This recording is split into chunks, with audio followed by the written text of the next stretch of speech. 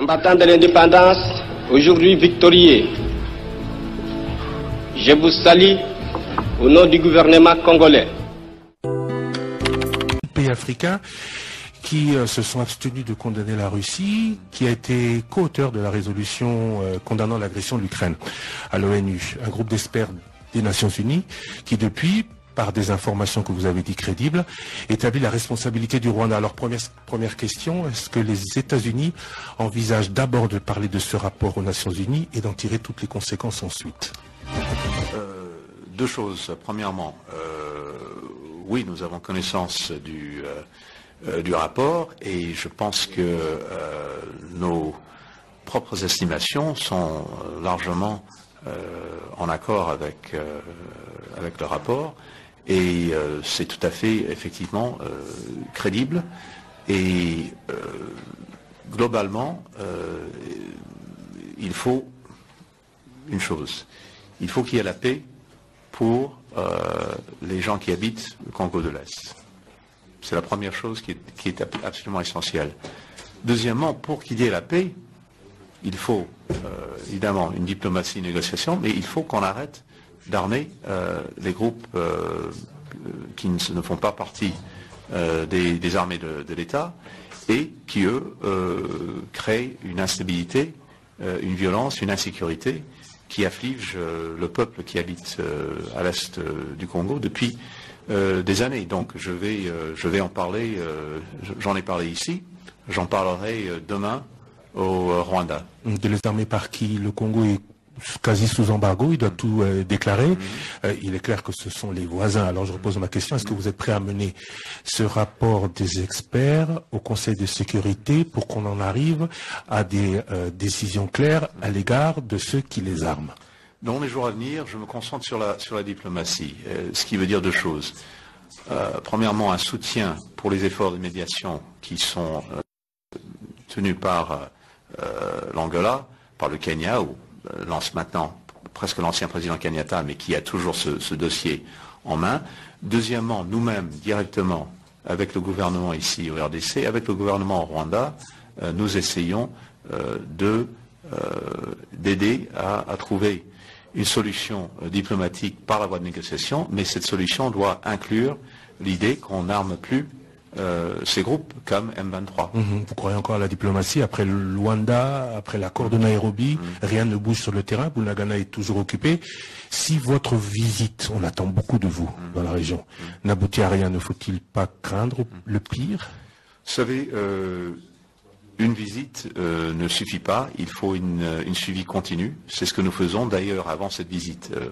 Nous sommes engagés dans le soutien des efforts de médiation et des efforts diplomatiques pour mettre fin à l'insécurité, à la violence au Congo de l'Est. Ça continuera après cette visite. Mais pour moi, c'est important de pouvoir parler directement avec les chefs d'État, avec le président Tshisekedi ici, avec le président Kagame au Rwanda, et aussi les voisins. Nous sommes en contact avec l'Ouganda, avec le Congo Brazzaville en face, et d'autres pays concernés, parce que c'est un problème à la fois évidemment directement pour le peuple au Congo de l'Est, mais c'est un problème régional qui doit se résoudre aussi. Nous exerçons notre diplomatie là-dessus. Oui, mais le problème régional, c'est notamment l'exploitation des richesses, oui, c'est notamment l'hégémonie de deux pays, principalement, Rwanda et Ouganda. La diplomatie, 25 ans durant, a montré ses limites. Aujourd'hui, qu'est-ce qu'il faut faire? Vous êtes prêt notamment à armer les FRDC pour qu'ils soient plus à même de faire face? Vous êtes prêt à... Je sais qu'en 2012, vous étiez numéro 2 du Conseil national de sécurité. On vous a vu notamment d'ailleurs sur de grandes opérations américaines. En 2012, Barack Obama avait appelé Paul Kagame pour que ça s'arrête. Et en 2012, l'épopée du M23 s'était arrêtée. Est-ce qu'on peut s'attendre à la même chose, à la même contribution du président Biden, du secrétaire d'État ou des États-Unis pour que cesse l'épisode 2022? Je vais pas me mettre en avant notre propre diplomatie, mais pour vous dire deux choses. Premièrement, en ce qui concerne les forces armées ici, au RDC, il y a une réforme qui est en train de se faire qui est très importante. cette réforme, je pense, ouvrira d'autres possibilités en ce qui concerne notre soutien, nos propres relations, mais il faut que cette réforme se fasse. Il faut également que tout ce qui est comme contact qui reste avec le FDLR, par exemple, par certains éléments des forces armées, s'arrête aussi. Je crois que ça, c'est important. Deuxièmement, je vais parler directement du problème du M23 au Rwanda avec le président Kagame. Et on verra par la suite ce qui se fait. Mais pour le moment, il y a, je pense, un peu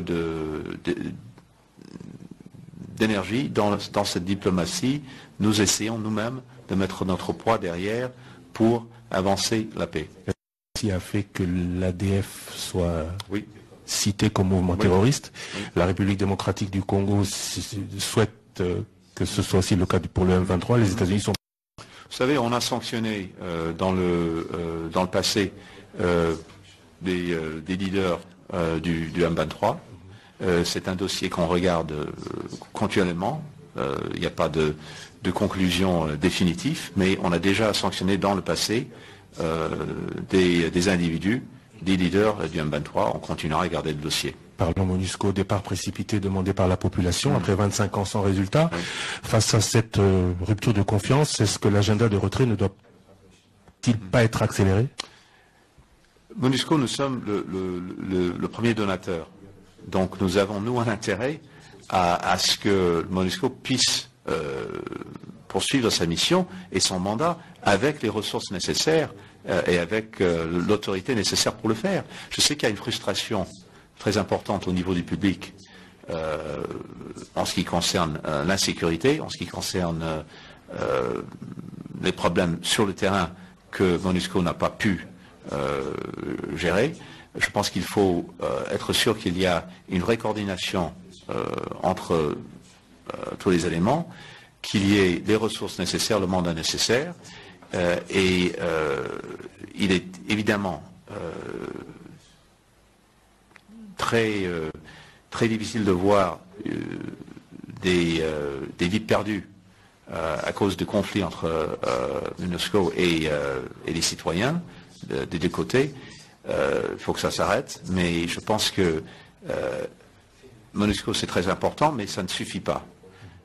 Parce que sans une ouverture diplomatique, sans une vraie négociation pour mettre fin à ce qui se passe et pour établir la sécurité, MONUSCO seul ne peut le faire. Il faut les deux choses en même temps.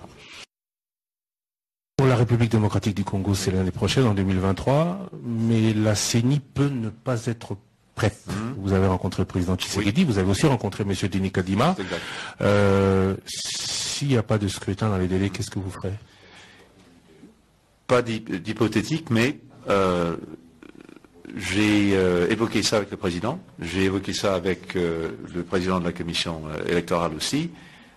Tous les deux m'ont confirmé que les élections auront lieu à temps et dans des conditions ouvertes, dans des conditions d'inclusivité.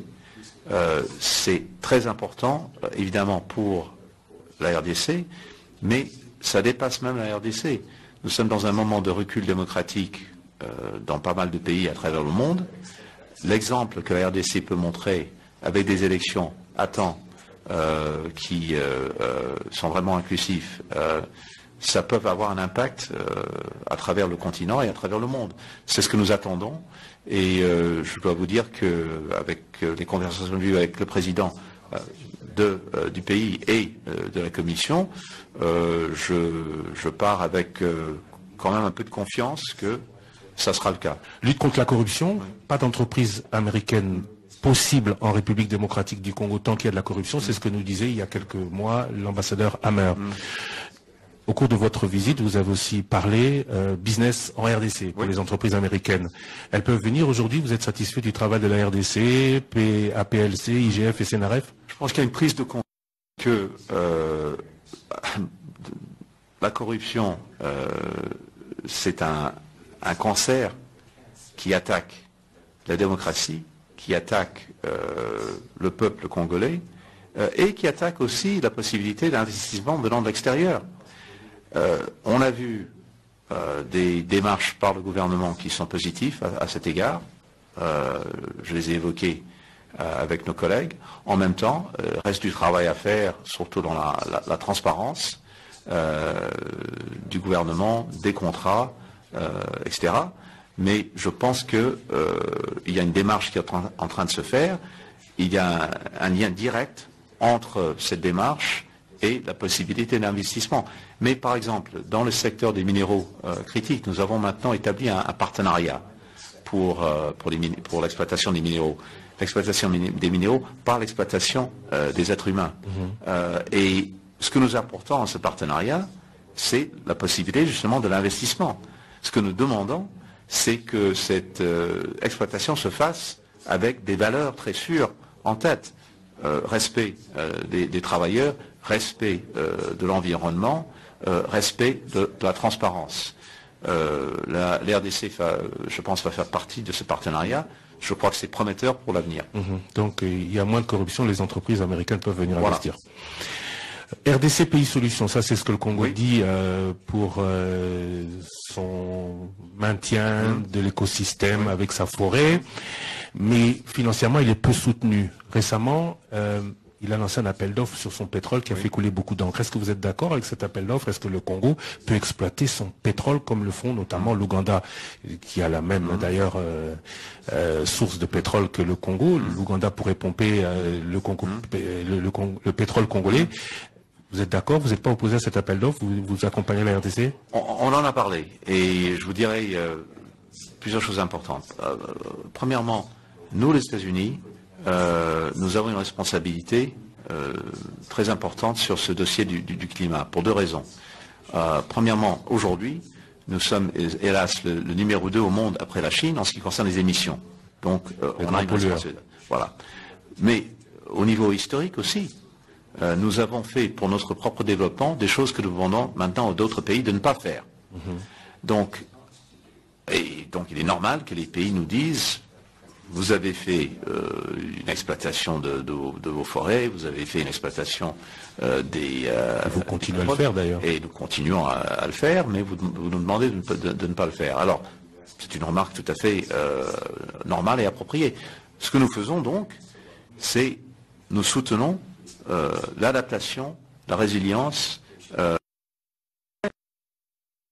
qui ont besoin de soutien. Et c'est ce que nous faisons. Alors, en ce qui concerne le bassin du Congo et cette forêt tropique extraordinaire, ce forêt, comme vous savez, les émissions captées par ce forêt sont plus grandes que toutes les émissions du continent africain. Donc pour combattre les problèmes climatiques, c'est absolument essentiel de le préserver. Mais on comprend tout à fait qu'il faut aussi maintenir l'écosystème, qu'il faut des ressources, de la technologie, des techniques.